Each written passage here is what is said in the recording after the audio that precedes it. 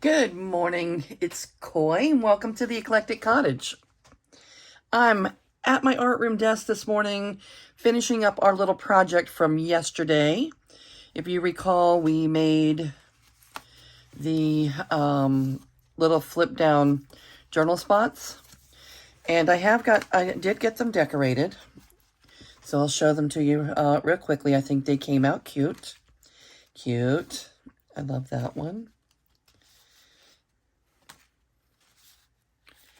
And even though they're all the same pocket or flip bar journal spot, they're all decorated just a little bit differently. Similar, but a little bit differently. Okay, and the reason I'm turning the camera on is because after I decorated the 10, I thought, oh, let me do 10 more. So I'll have 20 of them. That'll be one flip down in 2 of the signatures in each journal. Okay, I don't think that that's too much because they're all so different. And I got all my supplies ready and started making. I've actually already made some of the second 10, and wanted to talk to you for just a few minutes about mask making. About mask making, steps in making the mask. When you're making 10, like I am, of anything, but even if you're making 2 or 3, a few tips for making that go smoother. Once you have picked out your project, which for us is going to be our little flip down. I coffee stained the inside of these because they were not double-sided. They were not printed double-sided. So doing things, I'm going to do one more because I've already got those folded. If you recall, we folded our page in half. Just 8.5 by 11 page. And I'm going to go over the details in case somebody missed it yesterday. Folded our page in half, and on the inside we printed both sides. On the inside, it's something that can be journaled on, something writable, and you can use your paper trimmer. For this one, I am just going to cut with my scissor. Oh, and it looks like I still have a little white edge up here. Let's get rid of that.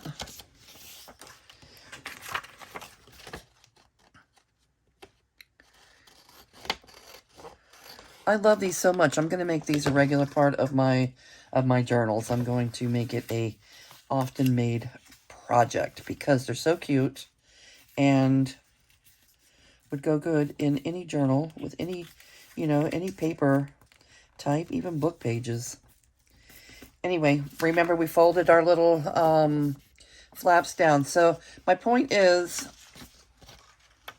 when we're doing mask making, it's best to do all of the steps at the same time. So if we were, we would cut all the page. If you were doing 10, you would cut your 5 pages in half, okay? And then you would fold down all the little flaps, like so.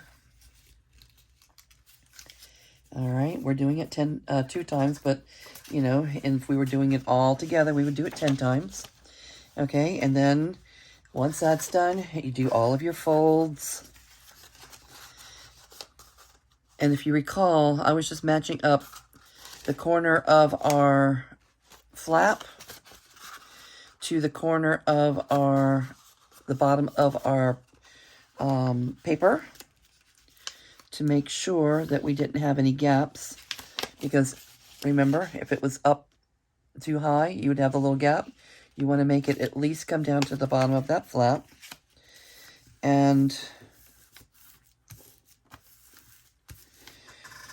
so you would do all 10 of the folds.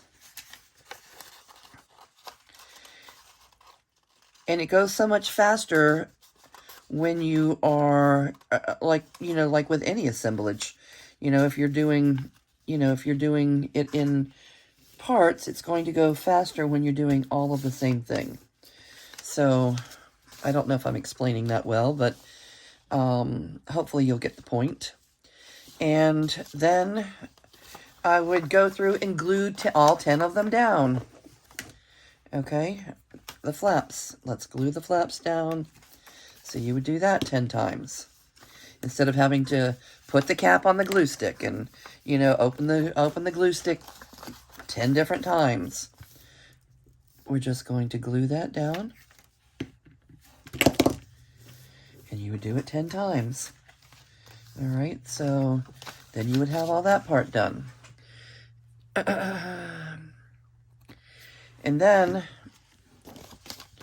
we would do distressing. Now, I did pick out, just real quickly, before I started, I picked out, you know, this is approximately 4 inches, a 4-inch square.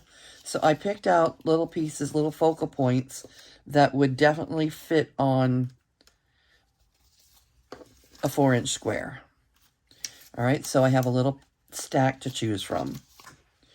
And I actually have a couple of more if I needed more choices.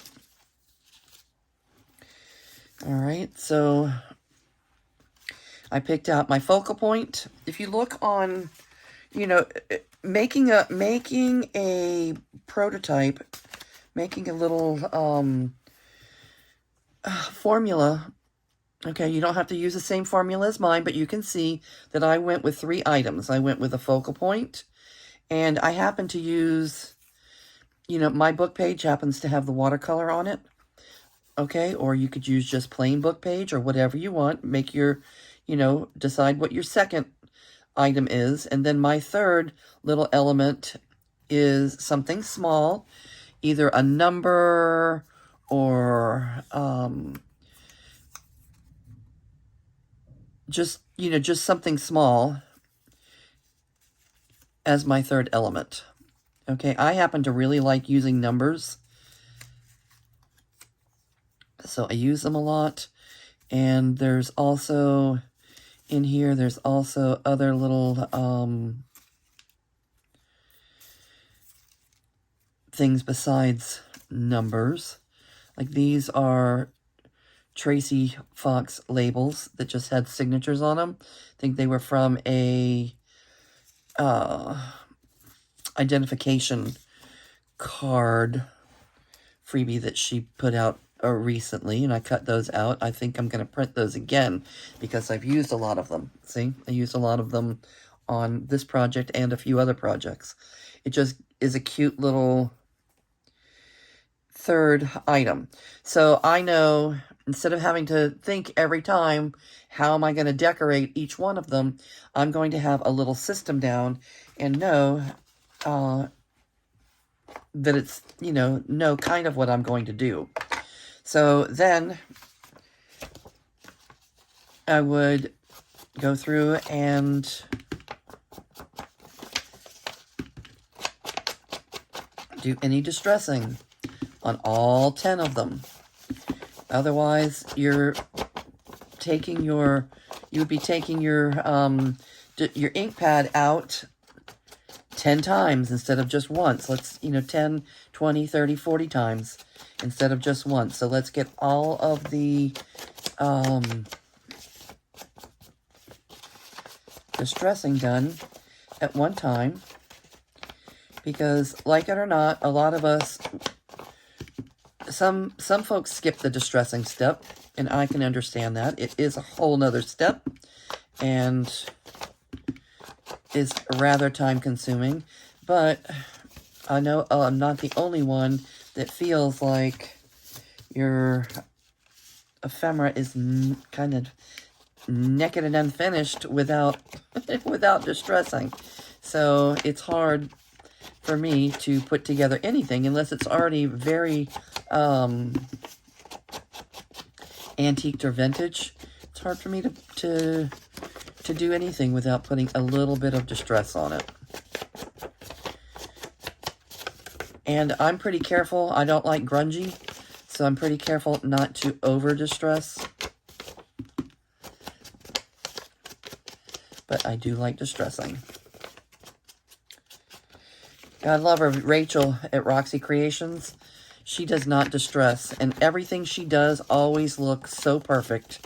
But when I make something that's not distressed, it just doesn't look right. It doesn't. Did I do this one? No, this is the one I'm working on. Just looks like something's missing if I leave off the distressing. Right, and we're not talking about over distressing, just a little, you know, highlighting the edges to give it a less than brand spanking new hot off the press look.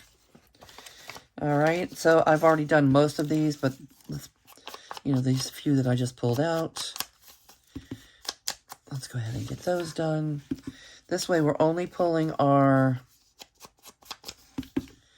stamp pad out one time, getting that over with. So anything you can do to shorten the rest of those are done.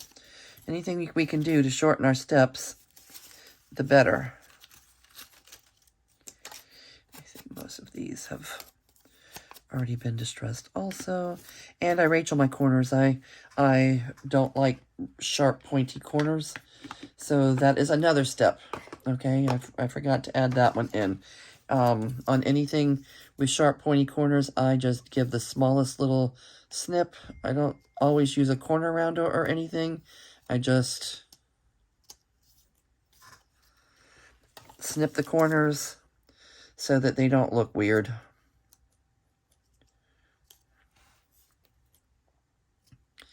Rachel does that at Roxy Creations, so when I'm doing it, I always say to myself, I'm Racheling my corners.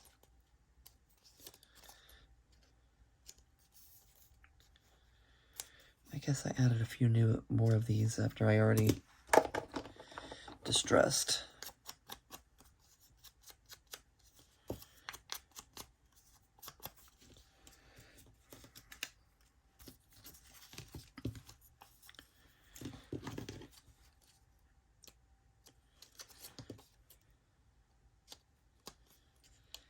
Rachel my corners.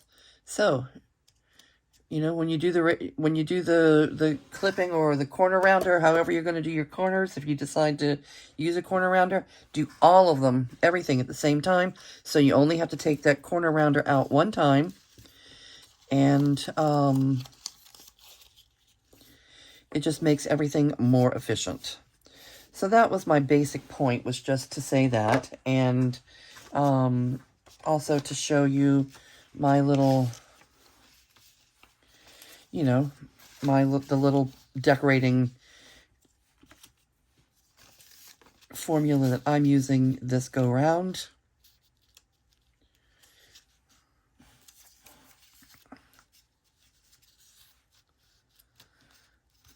That was kind of big. How about this number? This page is pretty busy already. This was a freebie from Seven Plaza. And I like it. The S&H green stamps are always so bright on there. I like using this page. I use it often. So, Margaret, thank you for the freebie. I use it often. And think of you when I do.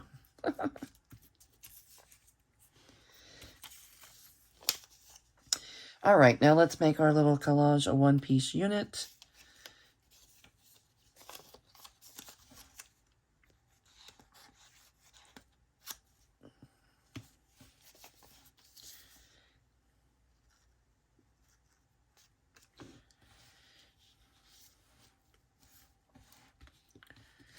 And I don't think I'm going to connect that. I think I'm just going to put it there.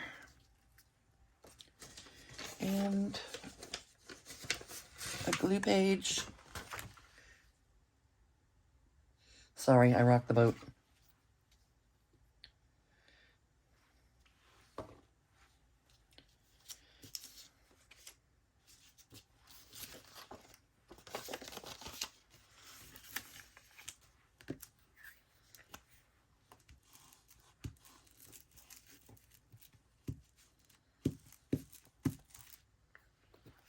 Yeah, I'm going to finish this up before I start I have a different project I'm going to do today. It's like a double envelope. This is already a very busy page, but I think that this is going to be fine on it.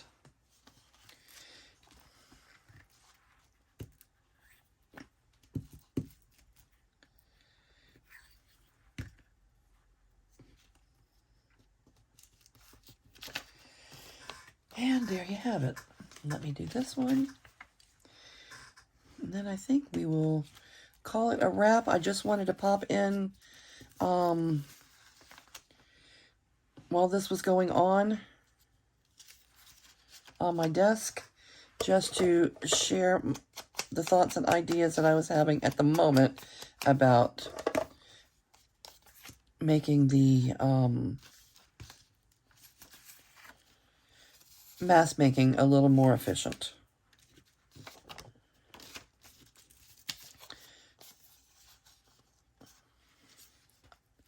That bird is really cute.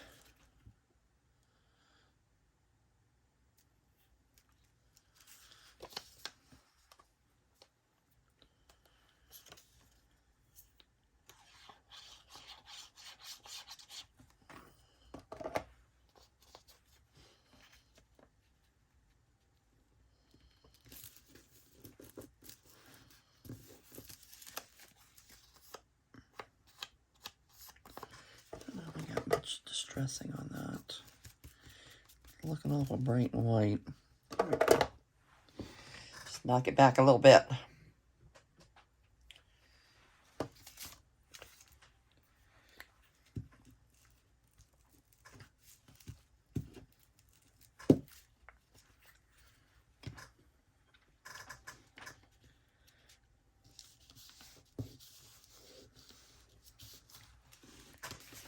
And what do we want to use as our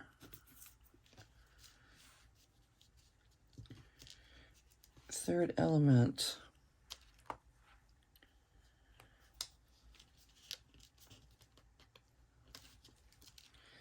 Maybe a little label.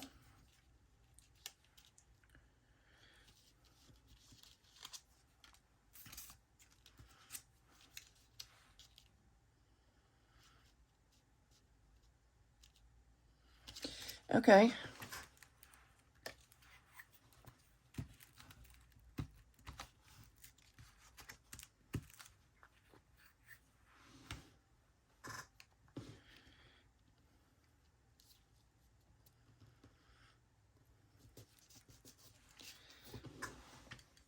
This collage piece, this collage page would have been fine without any additional collage. It's just, I don't know. I like to add my own little touch. All right. And then I'm going to just do this. I'm going to do the decorating, 1, 2, 3, 4, 5, 6 more times and call it a day. So, I appreciate you being here, taking a look with me. I just wanted to share this quick idea with you. I still have a different video that I'm going to make today for a whole different project. Here's a quick peek at what we'll be making. Envelopes. Okay. All right, love it. Thanks again for being here. I'm going to say goodbye for now, and I'll see you real soon.